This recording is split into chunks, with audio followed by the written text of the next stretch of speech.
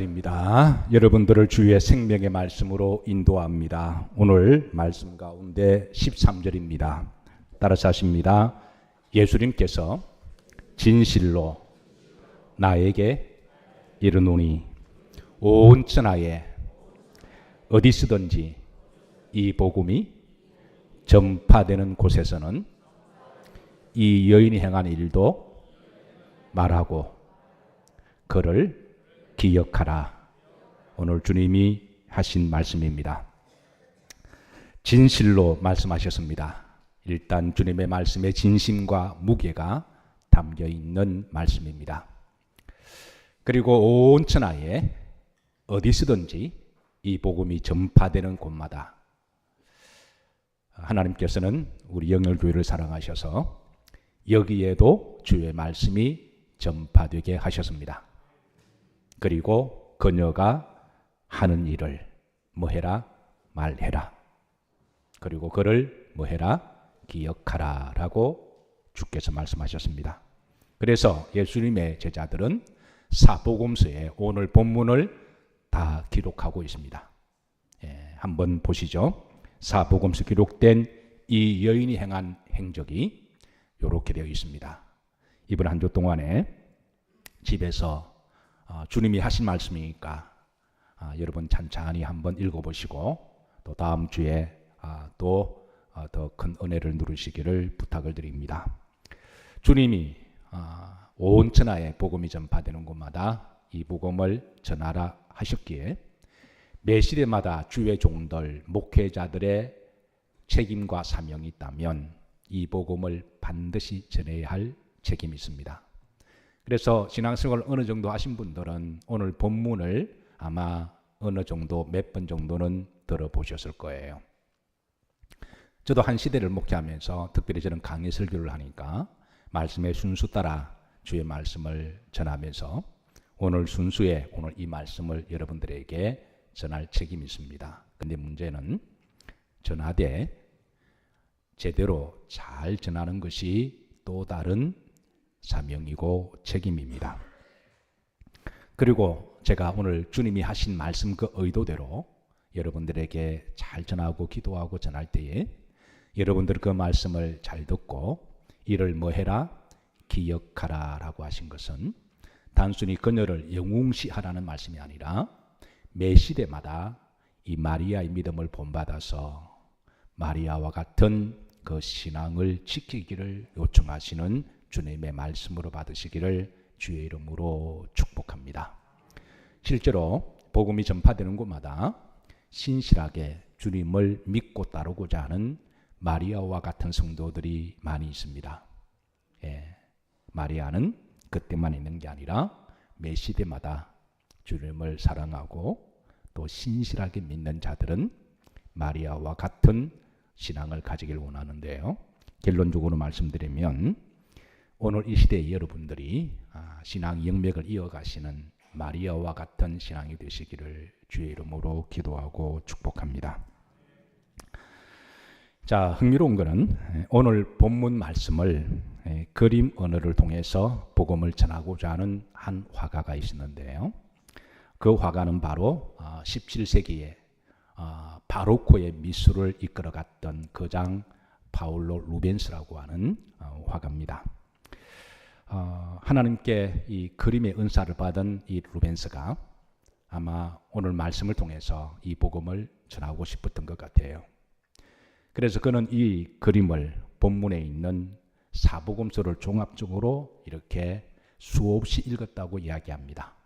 그가 수없이 그림을 제대로 그림을 통해서 복음을 전하고 싶은 그의 마음의 열정이 오늘 사복음서 기록된 이 말씀을 수없이라고 하는 것은 뭐 수십 번, 수백 번, 수천 번은 알 수가 없지만 아마 충분히 그 주의 말씀을 영성으로 녹아질 정도로 읽었던 것 같습니다. 그리고 그는 또 수없는 목사님들에게 오늘 본문을 통해서 이제 또 상담도 하고 또 그 뜻도 이렇게 설명도 듣고 신학자들까지도 그렇게 해서 오늘 본문을 그림을 그리기 위해서 그렇게 노력했다고 그러죠. 자, 어쨌든 여러분 한번 그림을 한번 보시죠. 예, 루벤스가 그렸던 오늘 본문 사복음서를 근거한 그런 이제 복음을 주께서 온 천하에 어디서든지 이 복음이 전파되는 곳마다 오늘 본문을 전하라고 하신 이 복음에 대한 열정, 이 전도가 루벤스에게도 그대로 전해져서 위대한 성화를, 명작을 인류에 남겼습니다. 그림을 보고 해석하는 것은 각자의 목이라고 하겠지만, 그러나 우리는 때로는 이 저자가 어떤 의도를 가지고 그림을 그렸는지 그 비하인드 스토리도 아는 것도 큰 도움이 되는데요. 우선 여러분 이 그림을 보시고 여러분이 느끼는 감정은 좀 차지해 둔다고 할지라도 이 그림의 전체 구도 가운데 첫 번째로 여러분의 눈의 시선이 자연스럽게 향하는 곳은 어딘가요? 예, 어딘가요? 자, 다음 그림 올려주세요. 자, 친절한 금자씨, 친절하게 알아서 잘 올려주세요. 예, 자, 당연 예수 그리스도시죠.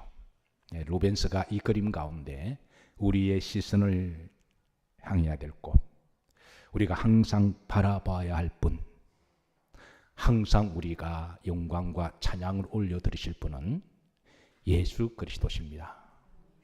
사랑하는 성도 여러분, 항상 우리들의 인생 가운데, 우리의 시선 가운데 예수님이 항상 첫 번째가 되시기를 주의 이름으로 축복합니다. 교회에 오셨으면 여러분 교회에 사람을 보러 오셨나요? 주님을 보러 오셨습니까? 그렇다면 여러분의 시선이 항상 십자가를 향하시고 하나님을 보시기를, 하나님도 여러분을 보고 계시니까 그 시선이 되기를 주의 이름으로 축복합니다. 자, 두 번째입니다. 이 그림을 보는 좀 팁을 드리자면 그림을 시계 방향으로 이렇게 쭉 내려가시면 돼요. 자, 그 다음에 두 번째로 우리의 시선이 그 다음으로 향하는 곳은 누굴까요? 예, 단연 마리아입니다. 오늘 본문에는 이 여인의 이름이 등장하고 있지 않아요? 그런데 요한복음에서는, 마가복음에서는 이 여인의 이름을 드러냅니다. 마리아라고 하는 이름을 드러내죠. 자, 마리아를 여러분 보시면 일단 느낌 자체가 밑에 글 지워주세요. 자, 마리아 보시면 여러분 주님을 얼마나 사랑하는지 온몸으로 느낄 수가 있죠. 주님을 사랑하는 그녀의 마음이 우리의 마음이 되었으면 좋겠습니다. 저는 이제 목회자다 보니까 앞에 있으면 여러분들의 모습을 본의 아니게 보게 되잖아요. 그럼 여러분의 모습만 봐도 정말 진심으로 예배를 드린다. 정말 주님을 사랑하신다. 그게 가슴에 제가 와닿을 때가 있습니다. 어떤 경우는 여러분 뒤통수만 봐도 이 사람이 잔다, 예배드린다 알 수가 있잖아요. 예. 여러분 앞에 있는 뒤통수가, 죄송합니다 뒤통수라 이야기해서, 어떠세요 여러분? 느끼시잖아요. 아픈 말할 것도 없죠.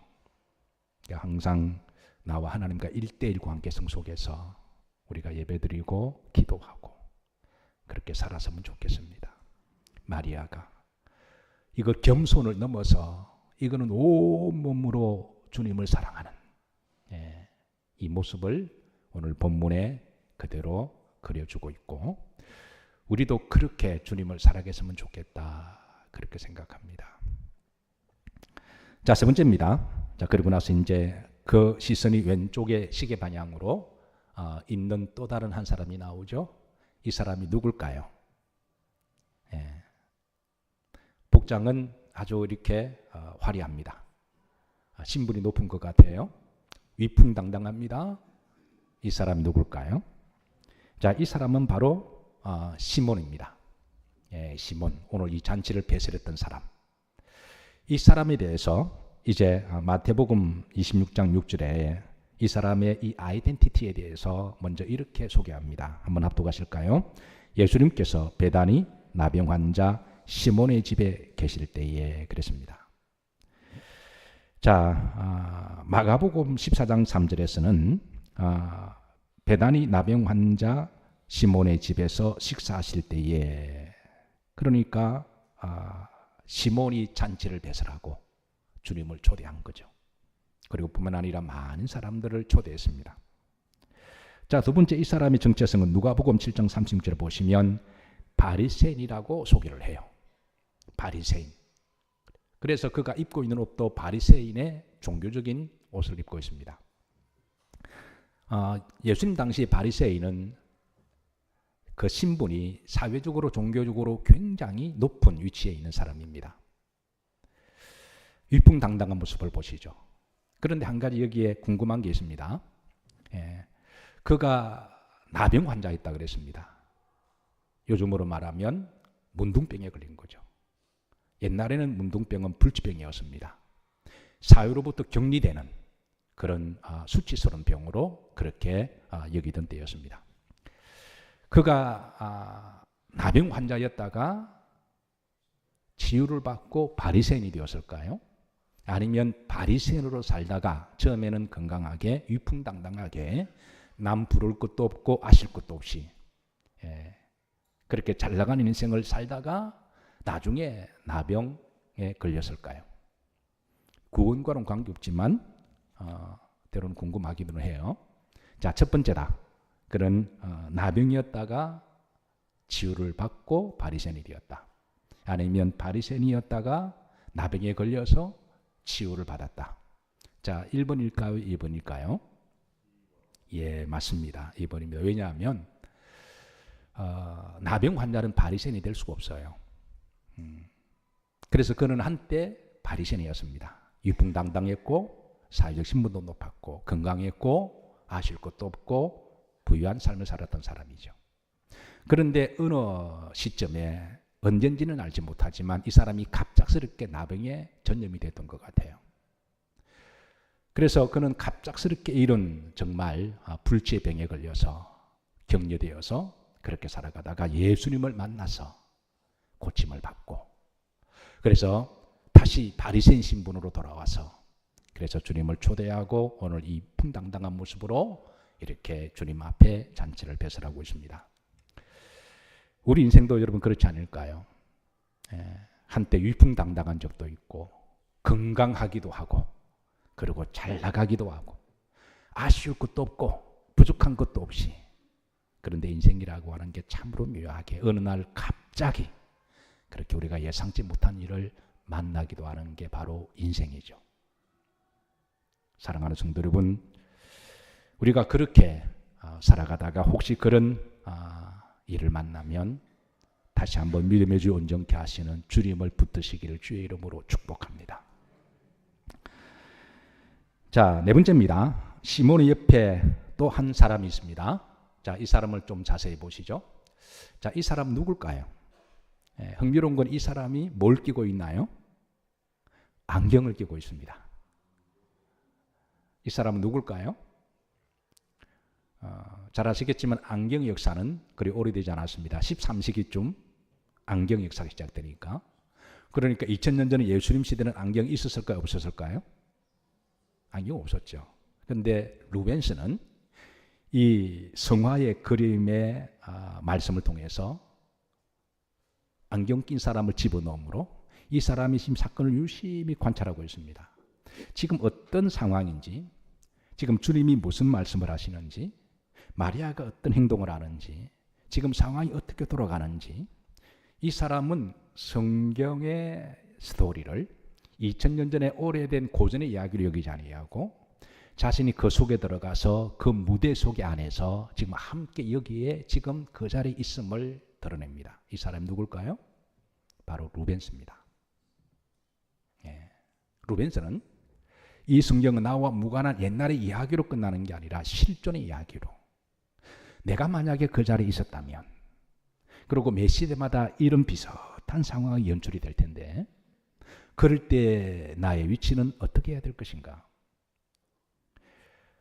온 천하의 복음이 전파되는 곳마다 이 일을 전하라고 하셨으니까 그래서 이런 일들이 일어났을 때에 이 사건은 어떤 상황이며 내가 어떻게 해야 될 것인가를 유심히 신앙의 실존의 모습으로 자신을 거기에 무대에 등장시켜서 그게 한 이론으로 지금 신앙을 고백하고 있는 거죠. 자, 여섯 번째입니다. 자, 바리새인 위에 있는 몇몇의 여인들이 있습니다.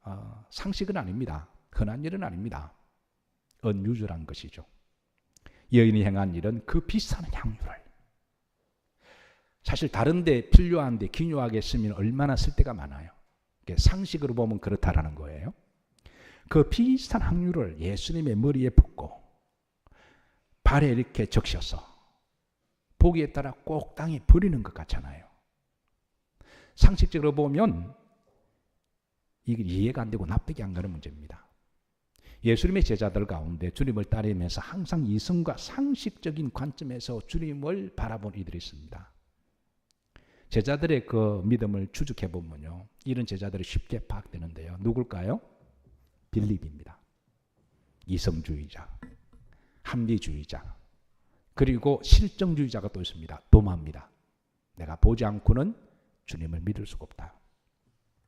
성경은 우리들에게 이성과 합리를 거부하지 않습니다. 부정하지 않습니다. 우리에게 이성과 합리를 주신 분도 하나님이시니까. 그런데 우리가 영적인 문제를, 신앙의 문제는 모든 걸 다 이성과 합리만 가지고 답을 얻을 수가 없는데 문제가 있다는 데 있다는 거예요. 그래서 이성과 합리적인 것만 가지고 신앙생활하면 반드시 화낼 일이 있고 붕괴할 일이 있고 막힐 때가 있습니다. 그래서 우리가 신앙은 좀 더 깊이 들어가려면 우리가 그 이성을 뛰어넘어야 할 때가 있고, 이성을, 합리를, 내 상식을 넘어서 하나님의 깊은 신비까지, 영성까지 들어가야 할 때가 있습니다. 여러분, 이성과 합리를 부정하는 게 아닙니다. 살아가는 데 필요해요. 그러나 하나님의 그 영적 세계가 워낙 넓고 깊어서 우리가 다 알 수가 없잖아요. 그럴 때는 오늘 주님의 말씀에 순종하고 믿음으로 받아들이는 것도 믿음이라는 거예요. 아멘인가요? 예. 자, 그런데 여기에 또 한 사람이 있습니다. 여기에 보면 이제 마가복음 14장 5절에 보면 후렴절입니다. 그 여자를 뭐 하는지라 책망하는, 야단치고 책망하는 또 한 사람이 등장하는데, 요한복음 12장 4절에서는 이 사람이 누군지를 밝혀줘요. 한번 읽으시면서 그 사람 한번 찾아보죠. 합독합니다. 제자 중 하나로서 예수를 잡아줄 가룟 유다가 말하되, 여기에 유다가 또 등장합니다. 다시 루벤스 그림을 보시죠. 자, 이 그림의 유다의 모습입니다. 예, 유다의 모습을 보시면, 자, 유다의 모습을 좀 크게 확대해 보시면 이렇습니다. 그 모습이 너무나 이렇게 태연합니다. 아무 일이 없는 것처럼, 예, 아주 본인은 굉장히 상식적이고 합리적인 것처럼, 예수님 앞에 전혀 그거 없이 당당하면서도 이렇게 1대1의 대화로서 그렇게 예수님을 마치 추궁하는 듯한, 왜 이런 일을 하도록 주님은 그냥 방관하십니까? 이렇게 아주 당당한 모습이죠. 예. 능청스럽게 그녀를 책망하고 예수님께 이것을 팔아서 차라리 가난한 자에게 주는 게 더 낫지 않나요? 라고 하는 이 능청스러운 모습을 우리는 루벤스가 기가 막히게 그려냅니다. 자, 그리고 8번째입니다. 가룟 유다 옆에 있는 사람은 매우 당황해하는 모습입니다. 자, 여러분, 이 사람은 누굴까요? 얼핏 딱 보기만 해도 우리가 이렇게 말하기는 좀 뭐하지만 좀 다혈질적이고 좀 무식한 사람처럼 보이죠. 제가 이렇게 표현해서 죄송합니다. 누굴까요? 베드로입니다. 생긴 것도 꼭 베드로 같아요. 예, 베드로의 표정, 베드로의 얼굴, 지금 굉장히 당황해합니다. 그런데 누군가가 지금 베드로에게 뭔가 말을 해요. 지금 예수님의 수제자라고 하는 베드로가 볼 때 이게 상황이 심상치 않습니다. 분명히 잔치집이거든요. 분명히 잔치집입니다. 예. 그리고 이 잔치집에 마리아가 분명히 이 놀라운 은혜로운 사랑의 지금 퍼포먼스를 하고 있습니다. 여기까지는 굉장히 분위기가 좋은데, 그런데 한 바퀴 돌아서 보니까 누군가가 화를 냅니다. 그 누군가가 같이 있던 제자들입니다. 또 어떤 사람들이에요? 또 그 중에 한 사람이 유다가 아주 능청스럽게 쳐다보며 책망하고 그런 모습. 지금 분위기가 심상치 않아요. 그래서 이 베드로는 지금 이게 무슨 일이 이리 돌아가는지, 머리가 좀 나빠서 상황 파악은 잘 안 되고 어리둥절하는 모습인데요. 옆에 있는 사람이 묻습니다. 이게 지금 무슨 일이냐? 이게 지금 어떻게 돌아가고 있는 건가요? 예, 지금 이런 분위기를 기가 막히게 묘사를 하죠. 지금 상황이 매우 묘하고 민감하게 돌아가는 직감하면서, 그렇다고 이 그룹에 있는 사람들이 이 판에 끼어들고 싶지는 않습니다. 왜냐하면 이거 잘못 끼어들었다가 같이 화를 내거나 말을 거들었다가는 이거는 지금 왕따를 당할 분위기예요. 그렇다고 그들의 편을 들 수 없는 것은 예수님을 믿는 예수님의 제자로서, 그건 신앙의 문제고 믿음의 문제니까 또 그럴 수는 없습니다. 그렇다고 그 판에 끼어들고 싶지는 않아요. 그래서 이 어찌된 모습인가? 흔히 상황이 이렇게 되면 세상 사람들이 흔히 가장 나름대로 스스로 지혜롭다고 하는 사람들이 취하는 자세가 소위 중립이라고 하는 자세를 취하죠. 항상 중립을 취하면서 전형적인 방관자의 모습을 취하는 것을 이 그림은 우리들에게 보여주고 있습니다. 자, 그러고 나서 9번째입니다. 주님의 왼쪽에 있는 고기를 들고 있는 이 사람 누굴까요? 자, 이 사람 예수님의 왼쪽에 있는 고기를 들고 있습니다. 자, 바로 이 자리에 초대된 또 한 사람이 있는데요. 요한복음 12장 2절입니다. 합독합니다. 거기서 예수님을 위하여 잔치할 새 마르다는 일을 하고 나사로는 예수님과 함께 앉은 자 중에 있더라. 분명히 나사로가 그 자리에 앉았는데요. 이 나사로가 볼 때는 지금 상황이 너무나 가슴이 아픈 거예요. 그래서 주님께 은혜를 받은 그 은혜가 있는데, 그래서 고개를 숙이고 지금 매우 고민하는 그런 다양한 모습을 보여주고 있습니다. 자, 그리고 루벤스가 또 전하고 싶은 마지막은요, 이 그림에 숨은 히든 메시지가 있는데요. 흥미롭게도 그림 보시죠. 여기 보시면 예수님의 발의 모습입니다. 주님의 발을 이렇게 드러내는데요. 의도적으로 드러내는데 좀 크게 확대해 보시면 하나는 예수님의 발이고 하나는 사람의 발인가요? 아닌가요? 예, 이 발은 어떤 발일까요? 예, 루벤스가 의도적으로 사자의 발로 그립니다. 루벤스는 이 그림을 통해서 고백하기를 예수님은 오실 다윗 왕의 사자의 왕권을 가진 메시아임을 고백하는 거죠. 지금 나름대로 루벤스는 신앙 고백하는 거예요. 예수님은 메시아다. 나의 구주가 되신다. 자, 그런데 이 반대편에 있는 다리의 모습을 보면 이게 한 개가 있습니다. 예. 이 개는 바로 사나운 개입니다. 잔뜩 인상을 쓰고 물어 뜯으려고 하는 이 모습을 통해서 마귀의 속성을 그리고 있는 거죠. 그러니까 지금 이 주님이 계신 잔치의 자리에 지금 마리아는 지금 놀라운 퍼포먼스를 하고 여기 있는 다양한 모습 속에 있는 이 보이지 않는 미묘한 속에 마귀의 영적 역사도 있음을 오늘 본문의 배경은 그렇다라는 거예요. 여러분, 웬만한 설교자 신학자보다도 메시지를 잘 전하고 있지 않나요? 자, 루벤스는 전하고 싶은 것은 지금 이 자리에 사복음서에 나오는 모든 등장인물을 대표하는 사람들을 다 투입하면서 분명한 것은 이 그림 속에 나와 닮은 사람도 있다라는 것을 전하고 있습니다. 우리 모두는 다 이런 모습이 될 수가 있습니다. 우리는 마리아처럼 될 수가 있습니다. 여러분, 우리가 한 시대를 신앙생활하면서 그래도 기회가 있는 것은 우리가 마리아처럼 믿음을 가질 수가 있다는 것은 아직은 위대한 기회고 소망입니다. 여러분, 매 시대들의 마리아들이 되시기를 주의 이름으로 축복합니다. 그런가 하면 시몬처럼 될 수가 있습니다. 바리새인 시몬처럼 될 수도 있고요. 그런가 하면 나사로처럼 될 수도 있고요. 그런가 하면 마르다처럼, 그런가 하면 분노하고 화를 내는 이들도 될 수가 있다라는 거예요. 그런가 하면 아니면 방관자처럼 교회를 다니지만 이제 그 판에 끼어들고는 싶지 아니하고 자칫 끼어들었다가는 시험도 들기도 하고 그래서 그냥 방관자처럼 왔다 갔다 할 수도 있는 거죠. 자, 그런데 오늘 본문을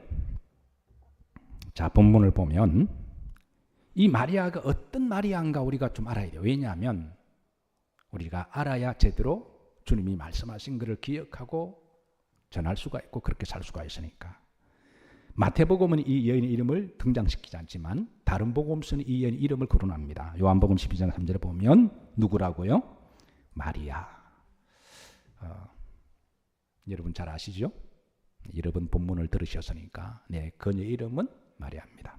그런데 성경에 보면 총 4명의 마리아가 등장을 해요. 자, 4명의 마리아 중에 어떤 마리아인지 사복음서는 분명하게 밝히지는 않아요. 자, 제가 성경에 나오는 4마리아를 소개할 테니까 여러분 맞다고 생각하시는 분은 아마 알고 있는 분도 많이 계실 거예요. 예. 자, 1번 예수님의 어머니 마리아. 자, 2번 요한의 어머니 마리아. 3번은 막달라 지방에 사는 막달라 마리아. 4번은 베다니 마리아. 자, 1, 2, 3, 4 중에 어느 마리아가 오늘 본문에 나오는 마리아일까요? 자, 오늘 본문을 또 근거를 해서 찬송을 통해서 또 주의 복음을 전하고 싶은 또 이가 있었습니다. 그게 바로 이제 211장 바로 그 찬양이죠. 예. 어떤 사람은 그림을 통해서 이 복음을 전하고요. 목사는 말씀을 통해서 전하죠.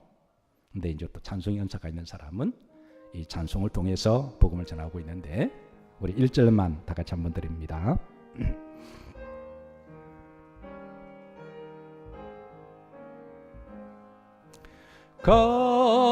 값비싼 향유를 주께 드린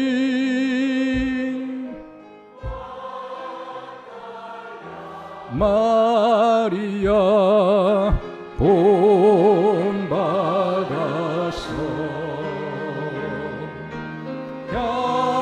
향기로운 산재물 주님께 바치리. 사랑의 주님께.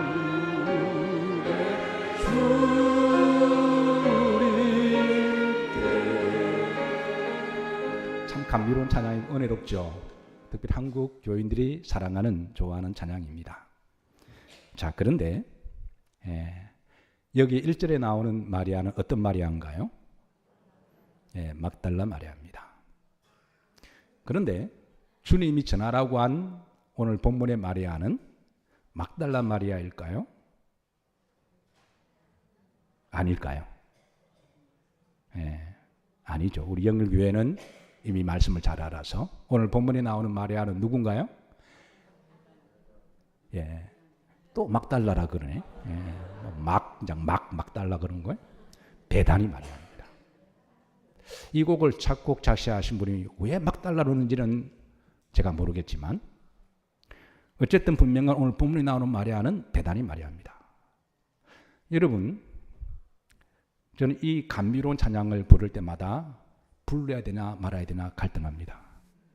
왜냐하면 이게 막달라 마리아라고 부르면요, 천국에서 제일 억울해하는 사람 누굴까요?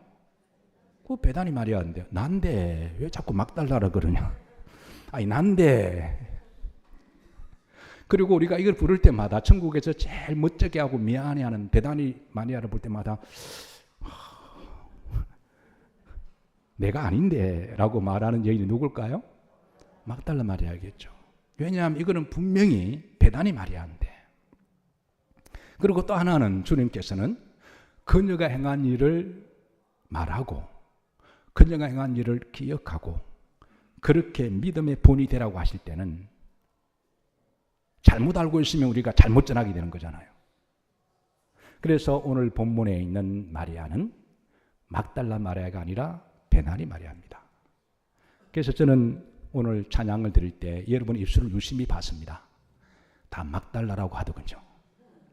근데 앞으로 부를 때마다 막달라가 아니라, 그렇다고 가사를 바꿀 수는 없으니까, 그래서 여러분은 앞으로 뭐로 부르라고요? 베다니 마리아로. 예배 마칠 때 우리가 베다니 마리아의 명예를 다시 한번 회복시켜주고 또 주의 뜻을 한번 살펴보도록 합니다. 자, 시간 관계상 오늘 첫 번째, 그러면 이 마리아의 행위를 한번 7절에 보시죠. 여기 보시면 한 여자가, 베다니 마리아가 매우 귀한 향유 한 옥합을 가지고 와서 그랬습니다.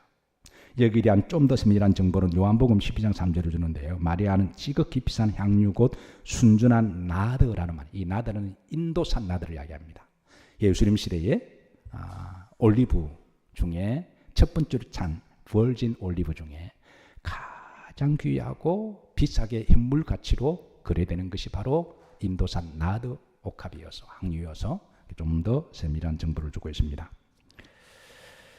그러고 나서 이 향유 옥합이라고 하는 이제 정보를 주는데요. 다음 사진 한번 보시죠. 예수님 시대에 사용되었던 실질적인 이 유물들입니다.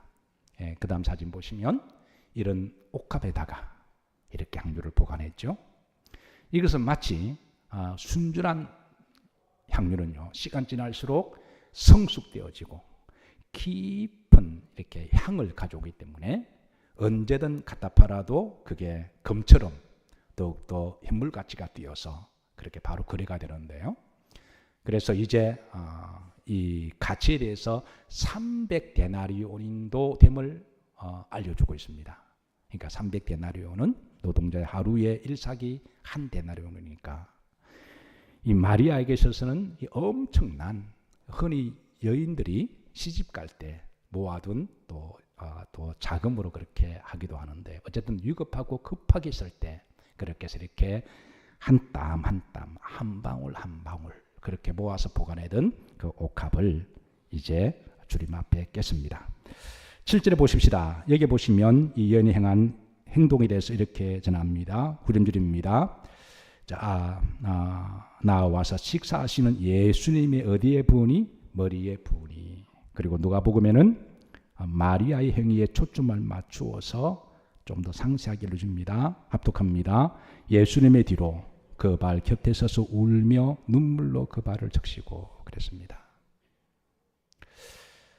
두 번째, 자기 머리털로 닦고 그 발에 입 맞추고 향유를 부었다.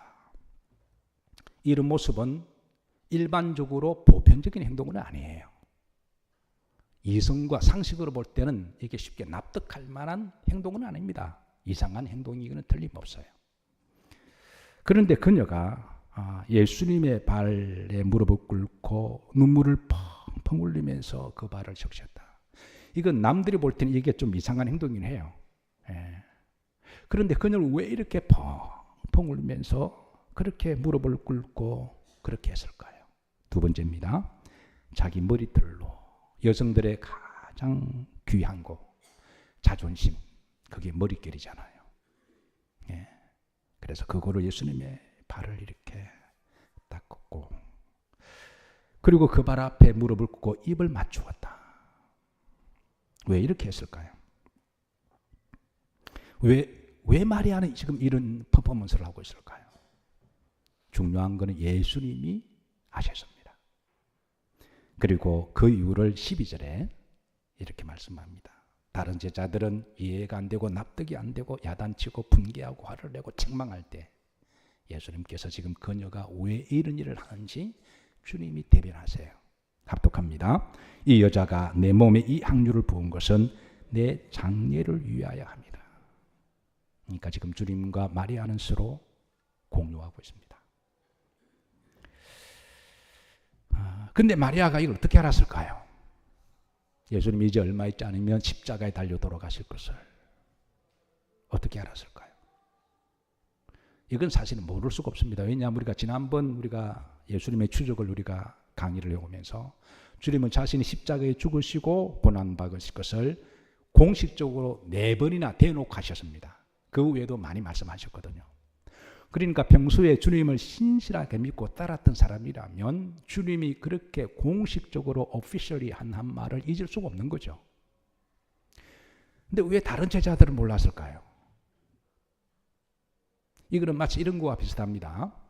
신앙생활을 한평생을 몇십 년을 했다고 하는데도 성경이 말하는 기본적인 구원의 진리를 모르는 것과도 같다고 보시면 돼요.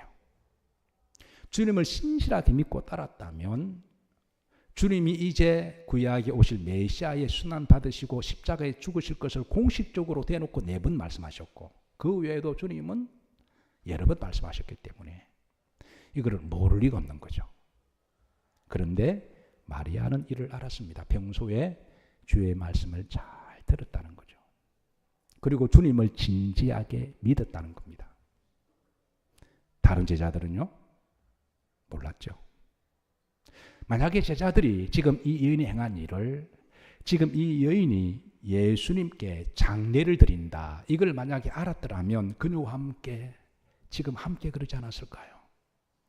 이거는 분노해야 될 일도 아니고 화를 낼 일도 아니고 책망할 문제도 아닙니다. 오히려 마리아처럼 같이 주님 앞에 무릎을 꿇고 주님의 장례를 알았다면 같이 그렇게 하지 않았을까요? 사랑하는 성도 여러분,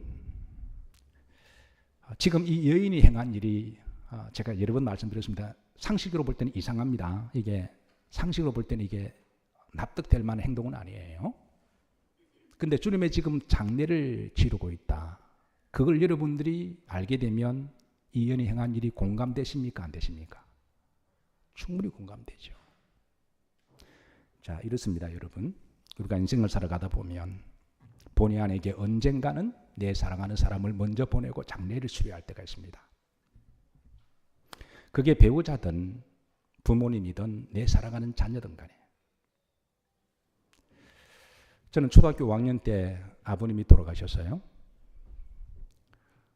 그때 이제 아버님도 40대고 어머님도 40대였습니다.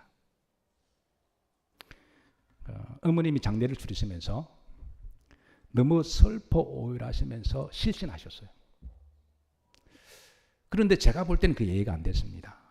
초등학교 5학년 때 제가 볼 때 아버님이 돌아가셔서 슬프기는 했지만 그렇게 오열하시고 대성통곡하시다가 까무라치고 실신까지 하실 만큼의 슬픔인가? 저도 슬퍼했지만 제가 그때 철이 없었던 거죠. 슬프기는 했지만 그 정도까지 슬플 일인가? 나중에 제가 철이 들면서 그걸 충분히 이해가 되는 거죠. 지금 이 마리아의 행위가 여러분 이해가 안 되십니까? 내 사랑하는 주님이 지금 십자가에 비참하게 돌아가신다고 여러 번 말씀하셨는데 그 누구도 주의 걸레 같은 시신을 장례 치를 사람이 없다는 것을 마리아가 알고 자신의 옥합을 깨서 주님의 장례를 대신 치르고 있습니다. 눈물을 펑펑 흘리면서 그 앞에 무릎을 꿇고 자신의 가장 귀한 머릿결을, 귀한 것을 깨워서 주님 앞에 발을 닦고 우는 이 여인의 모습이 여러분 이상하게 보이시나요? 그게 화낼 일인가요?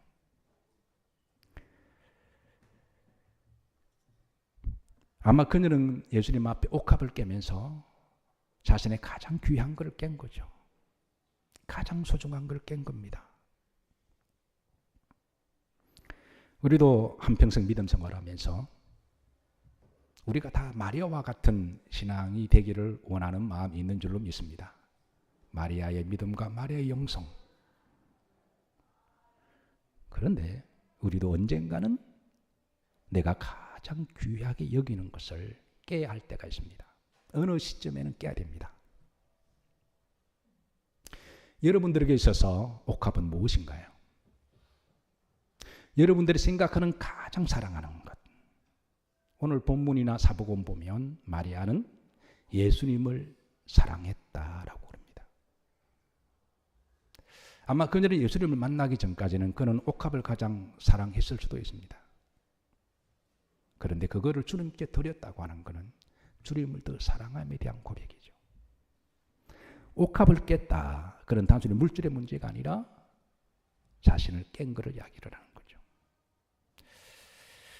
우리가 신앙생활을 하고 주님께 가까이 갈수록 믿음과 영성이 깊어지면 누구나 다 마리아와 같은 믿음이 되기를 그렇다면 우리 인생에도 언젠가는 옥합을 깨긴 깨야 돼요. 이미 여러분 그 옥합을 깨신 분이 계시나요? 참으로 잘하셨습니다. 근데 아직 깨지 못한 분이 계시나요? 근데 언젠가는 깨긴 깨야 돼요. 언젠가는 주님 앞에 깨긴 깨야 되는데, 여러분들의 옥합은 뭔가요? 여러분, 이 옥합은 청약, 저축, 통장 깨는 것보다 더 힘든 거예요. 저금통 깨는 것보다 더 힘든 건데요.